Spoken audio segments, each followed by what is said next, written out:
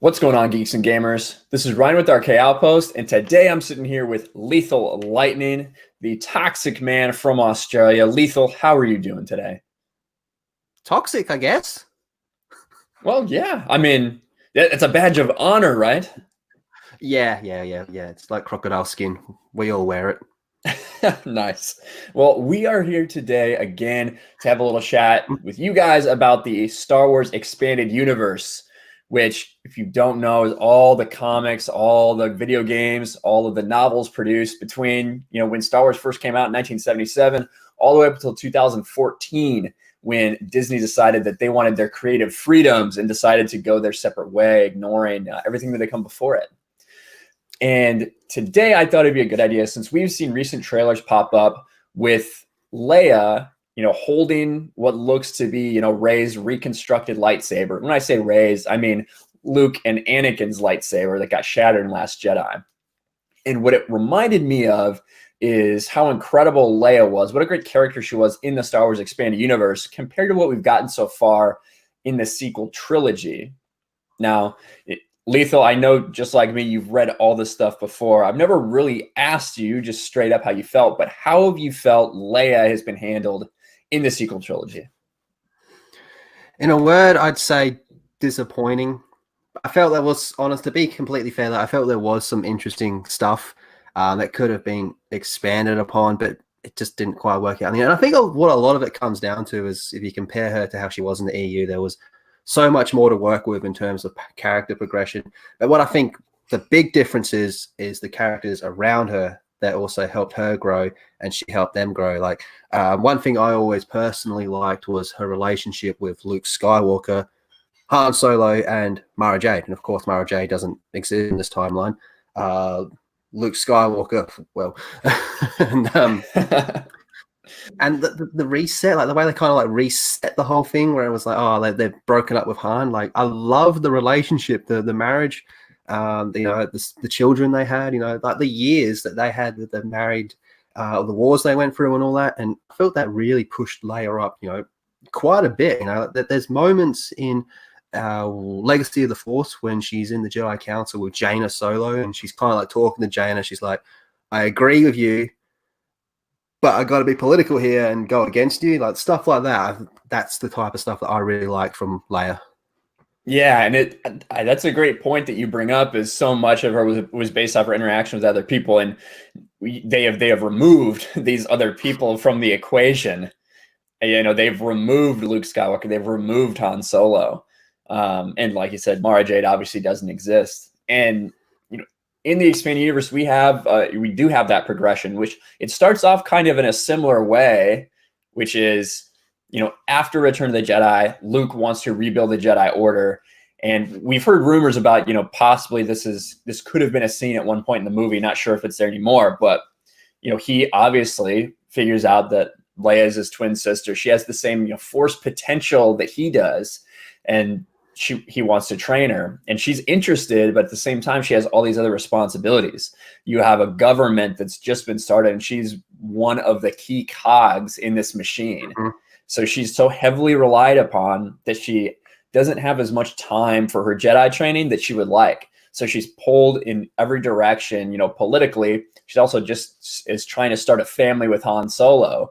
So that also takes priority. And you see her put her Jedi training on the back burner for a while.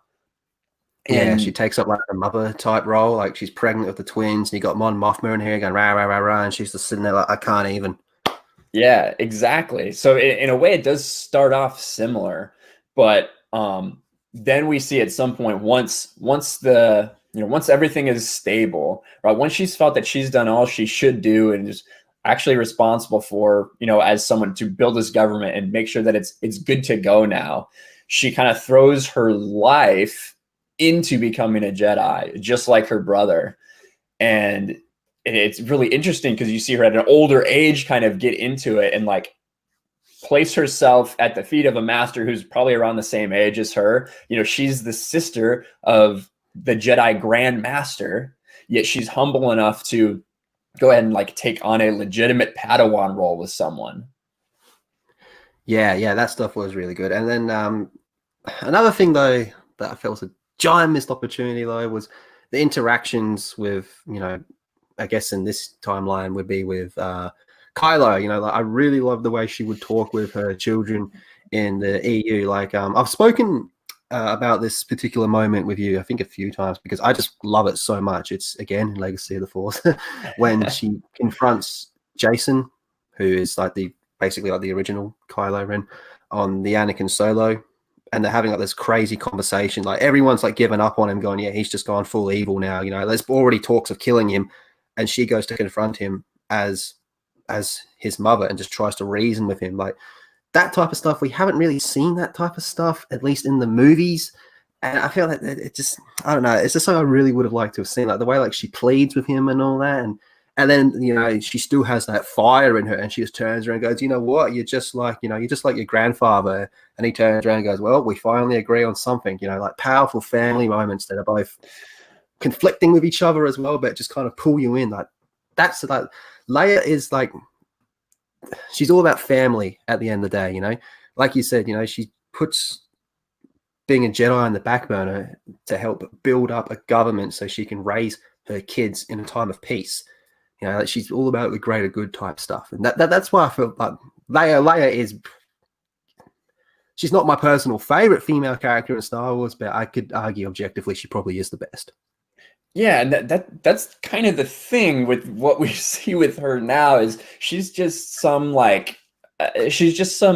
husk of a person, right? She's the general, she's the leader of this resistance. Everyone's really respectful of her, but we don't have a reason for really why they respect her. We're just told that they should, right? She's just on the scene. But at the end of the day, she's a leader of this little resistance movement because the Republic's not doing anything. So she's failed when it comes to creating a republic that actually matters and is actually going to, do the right thing in the galaxy. They have to have this breakaway splinter in order to go confront the First Order, whatever the hell that is. She is a failed wife.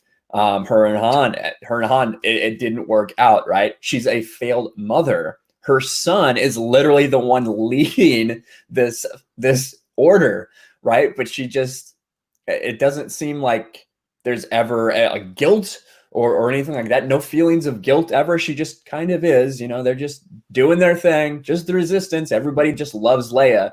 And it's so puzzling as to why that is. If they're just saying, well, because this is Leia, right? She's a badass female character. Everyone should respect her, right? But 40 years have passed. Why does Poe respect her? Like, give us a reason. And they haven't, at least, like I said, not in the movies. Now, maybe they have in all the other material, but the problem is, if you don't draw me in with your movie, I'm not going to give a crap about anything else you make. Yeah, exactly. You need the movie to draw people in, and then be like, hey, here's some expanding stuff, not fixing material. And then another thing with that though was you had like you talked about the relationship with her and Han. Like their relationship isn't exactly an easy one in the expand universe. Like they go through like some pretty dark shit, to be honest, man. Like, they have like 2 of their children die.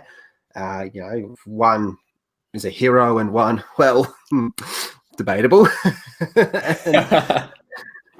But there's always like that, the love, between Han and Leia. Like we're going through the Heir of the Empire series with our EU book club at the moment, and that's one thing quite a few people talked about was Han Solo in Heir of the Empire. He's very protective of Leia, and it's like he's developing as well. Like I described it as Han would be like the dude that'd be like, hey, don't look at my girl from like a like a toxic man point of view, but in this one it's all like, no, I've got to protect my whammon, I've got to keep my kids safe and stuff like that. And that's kind of how I started this conversation with. I feel like Leia, she helped other characters grow around her as well. Like, you had like, I love the way she talks with Mara Jade. They'll be talking and she'll be like, yeah, you tried to kill my brother how many times? But we're all cool now, like stuff like that.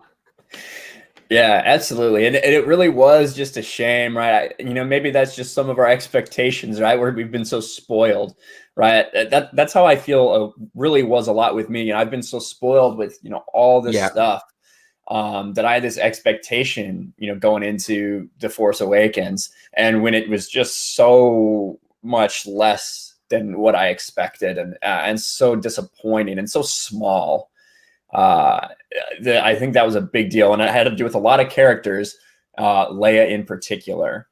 And I just for me, it's a huge missed opportunity.